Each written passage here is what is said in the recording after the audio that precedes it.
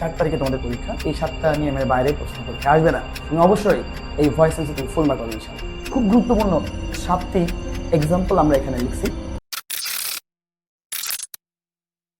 আসসালামু আলাইকুম ওয়া রাহমাতুল্লাহি ওয়া বারাকাতুহু। শান্তি বর্ষিত হোক আমার সকল প্রিয় ছাত্রছাত্রীর উপর, যারা খুবই গুরুত্বপূর্ণ আজকে একটা ক্লাসে হাজির হয়েছে।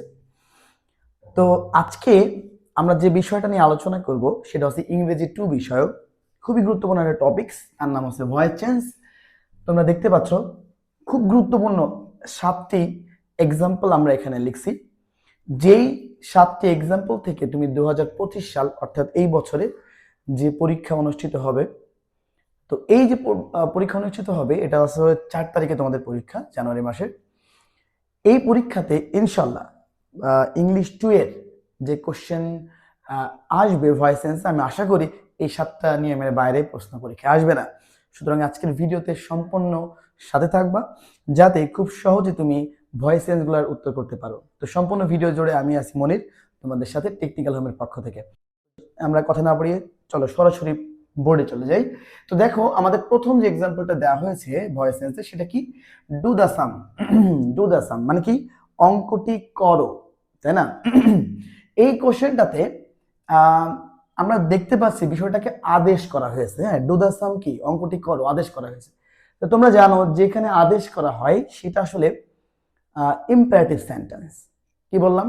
Imperative sentence. আদেশ, নিষেধ, অনুরোধ, তাই না, উপদেশ, এই 4টা বিষয় উল্লেখ থাকলে সেখানে ইম্পারেটিভ সেন্টেন্সটা আসলে হবে। তো এই ইম্পারেটিভ সেন্টেন্সে যখন আমরা উত্তর করতে যাব তখন আমরা লেট দিয়ে শুরু করবো। কি দিয়ে শুরু করবো? লেট।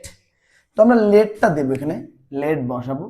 লেট বসানোর পরে দেখবো এখানে অবজেক্ট কোন অংশটুকু আছে। তো দেখো ডু একটা ভার্ব, দা সাম এটা একটা অবজেক্ট, তাহলে আমরা লিখবো অবজেক্টটা লিখবো late the some.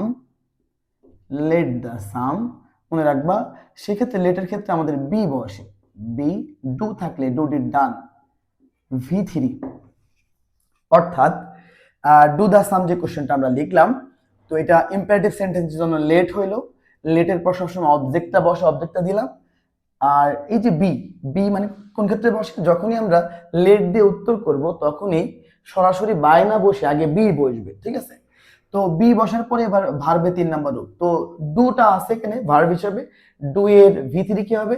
Do did done, অর্থাৎ ডান ব্যবহৃত হয়েছে, অর্থাৎ let the sum be done. এগুলা বুঝে বুঝে রুলস অনুযায়ী তোমাকে করতে হবে, তুমি মুখস্থ করার কোনো সুযোগ নাই, কারণ পরীক্ষায় এইগুলার যে হুবহু এটা আসবে ব্যাপারটা এরকম না। তবে এই নিয়মের প্রশ্ন পরীক্ষা আসবে, অর্থাৎ এই এক্সাম্পলগুলো তুমি প্র্যাকটিস করে গেলে ওই নিয়মেরটা বুঝতে পারলেই তুমি উত্তর করতে পারবে খুব সহজে। আসো আমরা 2 নাম্বার কোশ্চেনে যাই। আমাদের 1 নাম্বারটা ক্লিয়ার আশা করি তোমাদের। 2 নাম্বার কোশ্চেনটা দিয়ে খেয়াল করো।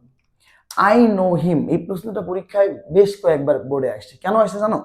কারণ এই নো, এই ওয়ার্ডটুকুর জন্য জাস্ট পরীক্ষা আসে। কারণ মনে রাখবা, নো থাকলে, ভার্ব হিসাবে যদি নো থাকে তাহলে সেক্ষেত্রে বাই বসে না, সেক্ষেত্রে টু বসে। কি বসে বললাম? টু বসে। তাহলে খেয়াল করো, আইটা সাবজেক্ট, নোটা একটা ভার্ব, আর হিমটা একটা অবজেক্ট, তাই না? এই হিমটাকে যদি আমি অবজেক্টকে সাবজেক্ট বানাই তাহলে হিমটা ছেলেদের ক্ষেত্রে ব্যবহৃত হয়, অর্থাৎ সাবজেক্টে বসলে ওটা হিমটা হি হয়ে যায়। অর্থাৎ আমি লিখবো কি বলতো? হি। ঠিক আছে, এটা প্রেজেন্ট টেন্স, তাহলে আমি লিখবো হি ইজ। প্রেজেন্ট টেন্স হলে কি বসবে? ইনডিফিনিট টেন্স হলে, প্রেজেন্ট ইনডিফিনিট টেন্স হলে ইজ বসবে। তাহলে হি ইজ, নো আছে, নো একটা ভার্ব, তাহলে নো, নো এর V1 হচ্ছে নো, নিউ এটা হচ্ছে আমাদের V2, এবং নন এটা হচ্ছে V3।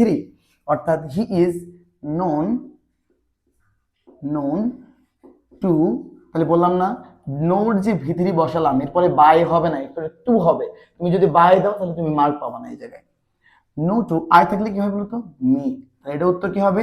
He is known to me, he is known to me. Very very important, এটা খুব ভালো করে মার্ক করে রাখবে, কারণ এটা পরীক্ষায় এই বছর আসতে পারে। এবার আসো আরেকটা নিয়মে যাই আমরা। আমি আশা করি তোমাদের 2 নাম্বারটা ক্লিয়ার। 3 নাম্বার কোশ্চেনটার দিকে যাও। 3 নাম্বার কোশ্চেনে আমি দেখতে পাচ্ছি যে কোশ্চেনটা আসলে তোমাদের দেওয়া হয়েছে সেটা হচ্ছে যে কি, হানি টেস্টে সুইট। হানি টেস্টে সুইট, এই জাতীয় যে কোশ্চেনগুলো যেখানে একটা সাবজেক্ট থাকে, একটা ভার্বের সাথে এস বা ইয়ে যুক্ত থাকে, এবং একটা কি অ্যাডজেক্টিভ থাকে। সুইট মানে মিষ্টি, তাই না, একটা গুণবাচক। তাহলে এইরকম প্রশ্ন থাকলে এটাকে বলা হয় কোয়াজি প্যাসিভ। কি বলা হয়? Quasi passive. সাবজেক্ট, ভার্বের সাথে এস বা ইয়েস, একটা তোমার অ্যাডজেক্টিভ থাকবে। তাহলে এইরকম থাকলে আমাদের উত্তর কিভাবে করতে হবে মনে রাখবা, এই কোশ্চেনের মধ্যে হোয়েন ইট ইজ এর ব্যবহার করতে হবে। হ্যাঁ, আর অনেকভাবেই করা যায়, ইফ দিয়ে করা যায়, বাট হোয়েন ইট ইজ এর ব্যবহার তুমি পরীক্ষার খাতায় লিখবা। তার মানে তুমি লিখবা কি, প্রথমে সাবজেক্টটা বসাবা, তারপর তুমি দেখবে এটা কি টেন্স, এটা প্রেজেন্ট টেন্স। হানি ইজ একটা অক্সিলারি ভার্ব ব্যবহার করবা, হানি ইজ, এই তারপর অ্যাডজেক্টিভটা ব্যবহার করো, হানি ইজ সুইট, তাই না? কি বললাম, হোয়েন ইট ইজ এর ব্যবহার করতে হবে। তাই আমি লিখবো হোয়েন ইট ইজ টেস্টেস। এইটা কি, এটা হচ্ছে প্রেজেন্ট ফরম্যাট, আমাকে V1 ফরম্যাট, V2 V3 তে যাইতে হবে। তাহলে আমি টেস্টেস, টেস্টেড অর্থাৎ ব্যাপারটা এরকম লিখবো, tasted. Honey is sweet when it is tasted. পরীক্ষায় যদি এই নিয়ম থেকে কোশ্চেন আসে, তাহলে হয় হানি টেস্টেড সুইট আসবে, অথবা রাইস সেলস চিপ, এই দুটো নিয়মের মধ্যে একটা প্রশ্ন তোমার পরীক্ষায় পড়বে। 2025 সালের কথা বলছি। তাহলে হানি is sweet when it is tested. তারপর দেখো পরবর্তী কোশ্চেনে যাই, কোশ্চেন নাম্বার 4। কোশ্চেন নাম্বার 4 দেখো, হি কিলড হিমসেলফ। একটা ছোট্ট একটা ওয়ার্ড, এই যে হিমসেলফ, এই যে সেলফ, প্রশ্নের মধ্যে অবজেক্টে যদি দেখো সেলফ আছে, সেলফ অথবা সেলভস, এই দুটো ওয়ার্ড থাকে, তাহলে এটাকে বলা হয় রিফ্লেক্সিভ অবজেক্ট। কি বলা হয় এটাকে? Reflexive object. তো এই রিফ্লেক্সিভ অবজেক্টের উত্তর, এই অবজেক্টকে সাবজেক্ট করা যায় না, এটার উত্তরটা একটু আলাদা হয়। যেমন দেখো আমরা দেখবো এটা হি, এটা দেখবো কিল্ড আছে, তাই না? কিল লেখা আছে, তাহলে কিল্ড যদি থাকে তাহলে এই জায়গায় আমাকে একটা অক্সিলারি ভার্ব বের করতে হবে। তাহলে অক্সিলারি ভার্ব হিসেবে আমরা কি বের করবো? ওয়াজ। যেহেতু V2 আছে আমি লিখবো ওয়াজ, হি ওয়াজ। ঠিক আছে, তো কিল্ড, ওয়াজ এর পরে আমরা V3 লিখবো, কিল্ড এর V3 তোমরা জানো কিল্ডই হয়, হি ওয়াজ কিল্ড, একটা বাই লিখতে হবে, দিয়ে তারপর যেটা আছে সেটা বসাই দেবো, তাহলে কি, হিমসেলফ। অর্থাৎ দেখো এই জাতীয় হচ্ছে কোনো জায়গা থেকে কারোর স্থানান্তরিত হচ্ছে না, যে জায়গায় ছিল ওইটা কিন্তু ওইভাবেই বসতেছে, তাই না? তাহলে দেখো হি কিল্ড এর জন্য ওয়াজ, হি ওয়াজ কিল্ড বাই হিমসেলফ। ঠিক আছে, হি ওয়াজ কিল্ড বাই হিমসেলফ। আমি আশা করি এটা তুমি ক্লিয়ার। এবার আসলে পরবর্তী একটা গুরুত্বপূর্ণ প্রশ্ন যায়, এটা অনেকবার পড়ে আসছে, সেটা কি, take care of your health. Take care of your health, তুমি তোমার নিজের যত্ন নিও, তুমি তোমার নিজের যত্ন নিও। তার মানে এই যে অর্থটা দাঁড়াচ্ছে, তাই না, এটা কি, তুমি তোমার নিজের যত্ন, একটা উপদেশমূলক কথা। এটাও কিন্তু কি ওই 1 নম্বরের মতো, এটা কিন্তু একটা ইম্পারেটিভ সেন্টেন্স। তাহলে আমি কিছুক্ষণ আগেই বললাম ইম্পারেটিভ সেন্টেন্সে লেট ব্যবহার হবে। এই নিয়মটা আমি কেন দিচ্ছি এখানে ডাবল, কারণ এই রুলসটা, এই যে এই কোশ্চেনটা বারবার পড়ে আসছে, এই জন্য এই নিয়মটা আমি এখানে অ্যাড করছি। তাহলে আমি কি লিখবো এটা বলতো, লেট দিয়ে শুরু করতে হবে, তাই না? তাহলে লেট, অবজেক্টকে সাবজেক্ট করো, let your health, let your health be take, take present form, take, took, taken। তাহলে এটা আমরা লিখবো taken, taken care of, এটা আমাদের লাস্টে লিখতে হবে। অর্থাৎ এই প্রথম অংশটুকু যেটা আছে সেটা আমরা কোথায় লিখবো, লাস্টে লিখবো। শুধুমাত্র এই টেকটার V3 আমরা টেকেন এটা বসাই দেবো। তাহলে কি উত্তর হলো, let your health be taken care of, let your health be taken care of। আমি আশা করি তুমি 5 নাম্বারটা ক্লিয়ার। চলে আসবে আমরা পরবর্তী কোশ্চেনে যাই, এটা 6 নাম্বার কোশ্চেন। এটাও ভেরি ভেরি ইম্পর্টেন্ট, এটাও বেশ কবার পড়ে আসে। দেখো তুমি বই খুললে বুঝতে পারবা, এক্সারসাইজ পার্টে গেলে বুঝতে পারবা, এটা এতবার পড়ে আসে। কি ছিল বলতো, what is wanted by you, এটা একটা প্যাসিভ ফরম্যাট অলরেডি আছে, এটা তুমি অ্যাক্টিভ করতে হবে।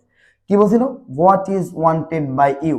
তাহলে আমি এটাকে যদি অ্যাক্টিভ করতে যাই আমি কিভাবে লিখবো, দেখো হোয়াট ইজ আছে, তার মানে আমাকে প্রেজেন্ট অ্যাক্টিভিটি নিয়ে যাইতে হলে ডু করতে হবে, হোয়াট ডু ইউ ওয়ান্ট, দিয়ে লাস্টে কি চিহ্ন দিতে হবে, জিজ্ঞাসা চিহ্ন দিতে হবে। অবশ্যই একটু খেয়াল করবা, এই জিজ্ঞাসা চিহ্ন যদি না দাও তাহলে পরীক্ষায় তোমাকে মার্ক দেওয়া হবে না, কারণ এটা একটা কি, এটা WH কোশ্চেন, অর্থাৎ ইন্টারোগেটিভ সেন্টেন্সে চলে যাচ্ছে, তাই না? তাহলে হোয়াট ডু ইউ ওয়ান্ট, এইটাকে যদি আমি প্যাসিভ করতাম তাহলে what is wanted by you. প্রশ্ন পরীক্ষায় যদি এই কোশ্চেনটা আসে, প্যাসিভটা দেওয়া থাকবে, তোমাকে অ্যাক্টিভটা করতে হবে, হোয়াট বসাইতে হবে, ইজ এর জন্য ডু। ঠিক আছে, তোমরা জানো অবজেক্টকে প্রথমে নিয়ে আসতে হয়, এবং যে ভার্বটা এটা কি লিখতে হবে, লাস্টে V1 ফরম্যাটে লিখতে হবে। এটা কিসের ক্ষেত্রে, অ্যাক্টিভের ক্ষেত্রে। তাহলে আমরা লিখবো হোয়াট ডু ইউ ওয়ান্ট, লিখাটা লাস্টে কি দেবো, একটা জিজ্ঞাসা চিহ্ন দিয়ে দেবো। এবার আসো আমরা কোশ্চেন নাম্বার 7-এ আসি, যেটা অন্যতম একটা গুরুত্বপূর্ণ কোশ্চেন, যেটা তোমাদের পরীক্ষায় বারবার আসে। এটা কি? Let us play cricket. Let us play cricket. আমরা যেই 6টা পড়ছি এর আগে, একটাও কিন্তু লেটের ব্যবহার ছিল না। শুধুমাত্র এই কোশ্চেনটাই আছে যেটা সরাসরি লেট দিয়ে প্রশ্ন আসে। মনে রাখবা, লেট দিয়ে যদি প্রশ্নে থাকে তার মধ্যে উত্তর করার সময় বিউ বসবে, আবার বায়ু বসবে। বিউ বসবে, আবার কি বায়ু বসবে। তার মানে আমি যখন উত্তর লিখবো, এটা কি লিখবো? লেট। লেট লেট থাকলে লেটই বসে। তাহলে অবজেক্টকে সাবমিট করতে হয়, প্রথমে নিয়ে আসতে হয়। তাহলে লেট ক্রিকেট, লেট ক্রিকেট, প্রথমে বি তারপর বাই। তাহলে লেট ক্রিকেট বি, প্লে, প্লের ভিতরে কি প্লেড, প্লেড। তাহলে বললাম না, প্রথমে বি দিছি, তারপর কি দেবো? বাই। এবার দেখবো এইটা কি আছে লেটের পাশে, ওইটা তুমি লাস্টে দিয়ে দেবো। Let cricket be played by us, let cricket be played by us. Okay, তাহলে লেট থাকলে লেটই বসবে, লাস্টের অবজেক্ট পার্টটা সামনে নিয়ে আসতে হবে, বি দিতে হবে, বি দিয়ে তারপর ভিতরে বসাইতে হবে, প্লে থাকলে প্লেট, ভিতরে প্লেট, বাই দিয়ে এবার এই লেটের পর যে অংশটা সেটা লাস্টে দিয়ে দিতে হবে। এই কিন্তু আসের চেঞ্জ হবে না, যেটা লেটের পরে থাকবে ওইটাই সরাসরি গিয়ে ওখানে কিন্তু বলবে। ক্লিয়ার? আমি আশা করি তুমি খুব সহজে এই 7টা নিয়ম, এই 7 ধরনের কোশ্চেন তুমি ইজিলি উত্তর করতে পারবে। যদি আজকের ভিডিওটা তুমি দেখে থাকো, ইনশাল্লাহ তুমি ভয়েস সেন্সে একদম সেকেন্ড সেমিস্টারের যে ইংরেজি, এই যে ভয়েস সেন্স কোশ্চেনটা থাকেই প্রত্যেকবার, তুমি অবশ্যই এই ভয়েস সেন্সে তুমি ফুল মার্ক পাবে ইনশাল্লাহ। আমি আশা করি এই ভিডিওটি তোমার জন্য খুবই উপকৃত হবে যদি তুমি সম্পূর্ণ ভিডিওটি দেখে থাকো। তো যাই হোক, আজকে আর কথা বাড়াচ্ছি না, এখানেই শেষ করছি। ইনশাল্লাহ দেখা হবে আমাদের পরবর্তী ভিডিওতে। আসসালামু আলাইকুম ওয়া রাহমাতুল্লাহি ওয়া বারাকাতুহু।